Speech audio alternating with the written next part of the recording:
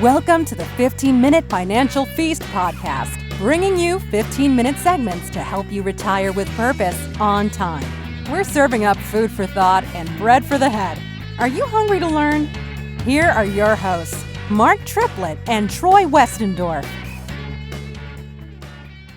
Welcome to another episode of the 15-Minute Financial Feast. Today, you are listening to the audio from a live television interview where one of our favorite local news station anchors asked us questions about a financial topic on the minds of many hardworking folks in our community who are trying to make good decisions and get ahead. According to the AARP, criminals steal over $28 billion from senior citizens. Billions. Much of that money is never recovered. Local 5's financial professional Mark Triplett joins us now with 3 red flags to watch out for. That could be signs your senior loved one is being targeted. Mark, this feels like a special kind of evil that someone would do this. Who is targeting seniors? It really is. There are many different sources of scammers that are impacting these type of folks. But believe it or not, most commonly, it's actually family or caregivers. Strangers steal about $8 billion, but caregivers, friends, and other family members steal about $20 billion from seniors each year. And often this goes unreported because the seniors want to protect that family member or friend who is actually taking advantage of them. That's not an answer that I wanted to hear. But why are seniors targeted? That means the people closest to them, unfortunately, are preying on their own family. That's crazy. It does. Seniors are often retired. Many of them have large sums of money. They're tempting targets for criminals.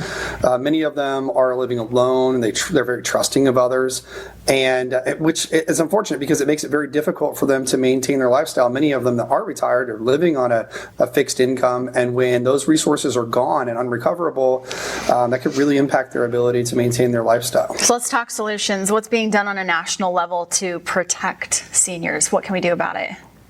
Well, legislators, law enforcement organizations really try to prevent and educate folks about fraud. There is some financial legislation floating through Congress right now called the Financial Exploitation Act of 2023. If passed, it would allow mutual fund companies to delay withdrawals that are made if they feel that fraud is expected. Unfortunately, though, there's not a lot that can be done other than preventing and educating folks on how to look for these types of scams. And what are the signs? How can you tell that your loved one is getting scammed? What are those noticeable details? If you see senior members of your family or elderly friends that are suddenly making withdrawals, large withdrawals from their accounts, or sending an unusual number of money orders, start asking questions. Who are you sending it to? Why are you sending it to them? I know it can be uncomfortable to talk about, but it's important that you do. And if you see unexpected changes in their financial documents, maybe they're adding somebody to their will and you don't know who that person is. It's normal to make changes to your will and update it, but if you start seeing things that are out of the ordinary, ask questions. I think, too, with social media, getting catfished is extremely easy to happen these days, and you can get someone to send you money, and you don't even know who you're really sending it to. So are you seeing an increase in social media scams with seniors? Social media scams, a lot of them are telemarketers too, though, and you'll know they're scammers because they're asking to be compensated or paid or settle up with them, however it is, through things like gift cards. Like go to the store and get gift cards and then read the number off to me and then you'll get whatever I promised you. Or if many scammers are posing as government officials from Social Security or the FBI even, saying that you're in trouble and you owe back taxes and you're going to be put in jail if you don't give us money. Look, the government is not going to contact you by phone or email and demand that you pay them.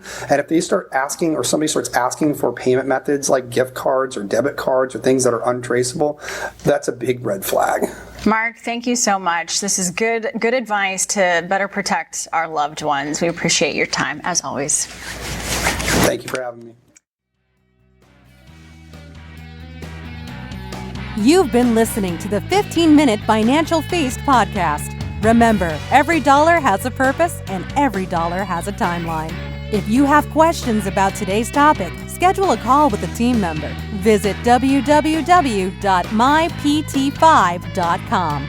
Until next time, be sure you're taking steps to retire with purpose on time. Mark Triplett is an investment advisor representative of and advisory services offered through Royal Fund Management, LLC, an SEC-registered investment advisor. Nothing contained in this program should be considered an offer to buy or sell securities. Different investments have different risks associated with them, and not all investments are appropriate for all investors.